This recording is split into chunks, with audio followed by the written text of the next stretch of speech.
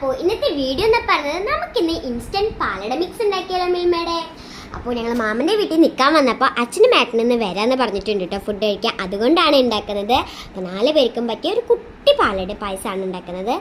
അപ്പോൾ ആദ്യം തന്നെ നമ്മുടെ പാലട മിക്സ് ആ ഒരു ബൗളിലേക്ക് ഒഴിച്ച് നമുക്ക് റെസ്റ്റ് ചെയ്യാൻ വെക്കാം. ആ സമയം കൊണ്ട് നമുക്ക് നമ്മുടെ പാൽ തിളപ്പിച്ചെടുക്കാം കേട്ടോ. അപ്പോഴേക്കും നമ്മുടെ പാലട മിക്സിലേക്ക് കുറച്ച് ഹോട്ട് വാട്ടർ ഒഴിക്കുക. അപ്പോൾ ഇത് കുതിർന്ന് വരുവേ.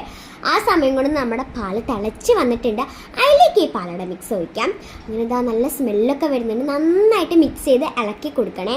എന്നാലാണ് നമ്മുടെ പാലട പായസം റെഡിയാവുക. അപ്പോൾ അതാ നമ്മുടെ പാലട പായസം റെഡി ആയിട്ടുണ്ട്. നമുക്കിതൊന്ന് ടേസ്റ്റ് ചെയ്ത് നോക്കിയാലോ.